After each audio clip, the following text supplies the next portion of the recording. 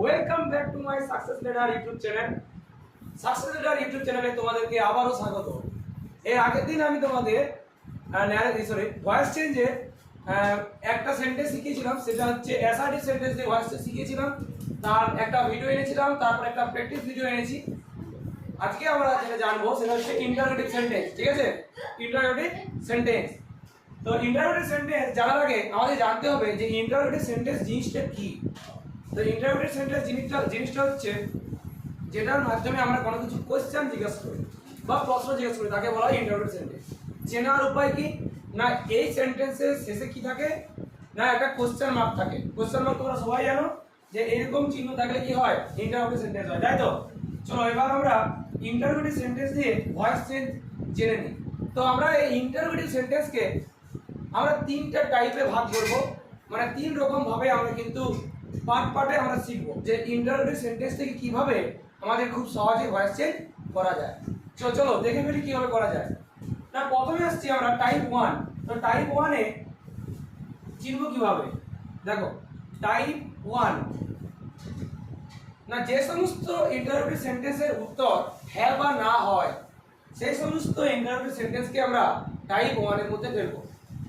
কি জিনিসটা বুঝতে পারলে না? ঠিক আছে, আমি বুঝিয়ে দিচ্ছি।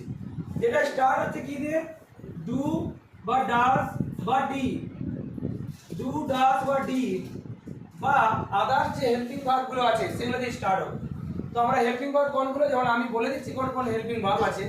মানে এক কথায় অ্যামিজারের মধ্যে হেল্পিং ভার্ব যদি কোনো অ্যামিজার দিয়ে স্টার্ট হয় বা ওয়াজ দিয়ে স্টার্ট হয় বা যদি কখনো হ্যাড দিয়ে স্টার্ট হয় বা কখনো হ্যাভ দিয়ে স্টার্ট হয় বা হ্যাজ দিয়ে স্টার্ট হয়, এইগুলো দিয়ে যদি কোনো একটা স্টার্ট হয় তখন কিন্তু আমরা ইন্টারোগেটিভ সেন্টেন্স আমরা এই টাইপের মধ্যে ফেলবো। দেখো আমরা একটা দেখে ফেলি, চলো আমরা করে ফেলি পারি কিনা দেখি। ধরো এরকম একটা আছে, ডাজ রাম প্লে ফুটবল। শেষে অবশ্যই কোশ্চেন মার্ক থাকবে, তাই তো? তাহলে রাম কি ফুটবল খেলে? তাহলে এই সমস্ত প্রশ্নের উত্তর কি হবে, হ্যাঁ কি না, তাই তো? এগুলোকে বলবো আমরা টাইপ 1 এর মধ্যে। তাহলে এটা আমরা কিভাবে ভয়েস চেঞ্জ করব? মনে রাখবে এখানে যে ডু বা ডাজটা থাকে এটা শুধুমাত্র টেন্সটাকে ইন্ডিকেট করে, প্রেজেন্ট আছে না পাস্টে আছে। দেখো এটা দেখলে আমরা বুঝতে পারছি এটা প্রেজেন্ট টেন্স আছে, কারণ আমরা জানি যে ডু আর ডাজ এই দুটো প্রেজেন্ট টেন্সকে ইন্ডিকেট করে আর ডিডটা কাকে ইন্ডিকেট করে, পাস্ট টেন্সকে ইন্ডিকেট করে। তাহলে আমরা ভয়েসে যেমন করি আমরা সেভাবে করব। তাহলে প্রথমে আমরা কি করি, আমরা জানি যে কর্তা ক্রিয়া কর্ম তিনটি বেছে পাল্টানো আমার ধর্ম। তাহলে প্রথমে কোনটা কর্তা, এখানে রাম হচ্ছে সাবজেক্ট, তাই তো? অবজেক্ট কোনটা, ফুটবল। তাহলে আমাদের কি হবে, এটা চেঞ্জ হয়ে যাবে, ফুটবল এখানে চলে যাবে, রাম শেষে চলে যাবে। তাহলে হয়ে যাবে কি, বাই রাম। অবশ্যই কোশ্চেন মার্ক হবে, ফুটবলটা প্রথমে চলে আসবে, তাই তো? ফুটবল। এবার কি হবে, ফুটবলের পর কি বসবে? দেখো এখানে যেহেতু ভার্বের এক নাম্বার রূপ ভি ওয়ার আছে, কি করে বুঝলাম আমি? দেখো ডু আর ডাজ, যদি কখনো ডু আর ডাজ থাকে সেটা সবসময় প্রেজেন্ট টেন্স ইন্ডিকেট করে, আর প্রেজেন্ট টেন্স মানে সেটা ভার্বের এক নাম্বার রূপ হয়, তাই তো? সিম্পল প্রেজেন্ট টেন্সে তাহলে এটা সিম্পল প্রেজেন্ট টেন্স আছে। তাহলে এখানে প্লে, তাহলে প্লে কে আমরা ভার্বের এক নাম্বার রূপ ধরি, তাহলে কি করব, অ্যামিজার দিয়ে ভার্বের থার্ড ফর্ম, তাই তো? ভার্বের এক নাম্বার তাহলে কি হয়, ফুটবলের পর কি বসবে, ই। এই ভার্বের third form, play third form কি হয়, প্লে। কিন্তু যেহেতু আমার কোশ্চেন মার্ক আছে তাই আমরা কি করব, এখানে যে ভার্বটা আছে সেই ভার্বটা কিন্তু আমার সবার প্রথমে বসে যাবে। তাহলে অ্যানসার হয়ে যাবে is football played by Ram. ঠিক আছে, এটা হলো প্রথম অ্যানসার। চলো এবার আমরা অন্য একটা করে ফেলি।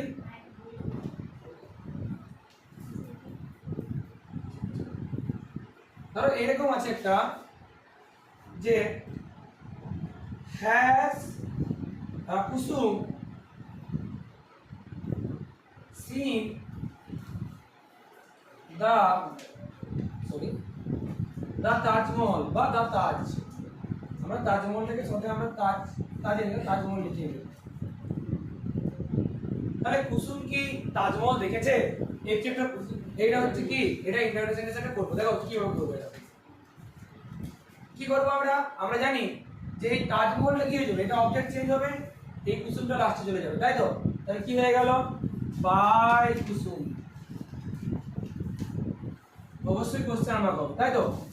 এবার দেখো এই যে হ্যাজটা, এই হ্যাজটা কি হয়? আমরা জানি যে হ্যাজ থাকলে কি হয়? হ্যাজ থাকলে হ্যাজ বিন হয় বা হ্যাভ বিন হয়, তাই তো? তাহলে এখানে দা তাজমহলটা হবে দা তাজমহল। কিন্তু যেহেতু আমার কোশ্চেন মার্ক আছে, এখানে কোশ্চেন মার্ক থাকলে মনে রাখবে যে এই সাবজেক্টের পর যে ভার্বটা বসে সেটা কিন্তু সবার প্রথমে বসাতে হবে। তাহলে দা তাজমহলের পর আমরা কি বসাতাম?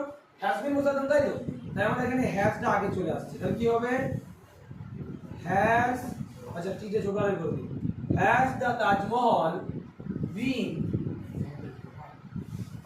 seen by কুসুম, তাই তো? Has the Taj Mahal been seen by Kusum. আচ্ছা, যারা এই জিনিসটা একবারে বুঝতে পারছো না তারা দুরকম ভাবে করবে, দুবার দিয়ে করবে। তারা কিভাবে করবে? তারা প্রথমে আগে হ্যাশটাকে মাঝে ঢুকিয়ে করবে যে the Taj Mahal has been seen by Kusum, এটা করে পরে তারপরে লাইন তোমরা এটা করবে, ঠিক আছে? চলো আমরা অন্য একটা করে ফেলি, দেখি পারি কিনা।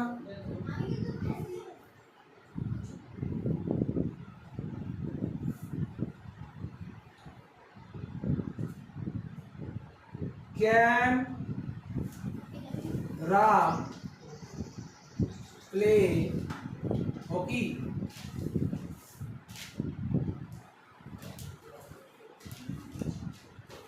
রাম কি হকি খেলে?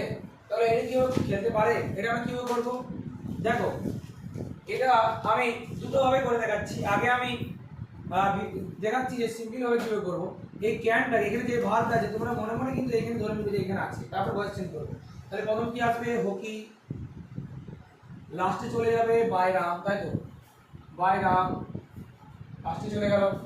এবার এখানে যে ক্যানটা আছে এটা কি হবে বলতো? ক্যান বি, ক্যান বি এই ভার্বের তারপর প্লে, তারপর হয় প্লে, তাই তো? কিন্তু যেহেতু আমার কোশ্চেন মার্ক আছে তাই আমরা কি করব? আমরা পরের লাইনে যারা করবে তারা এভাবে করবে, can hockey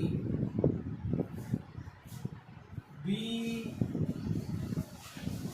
played by Ram, ঠিক আছে?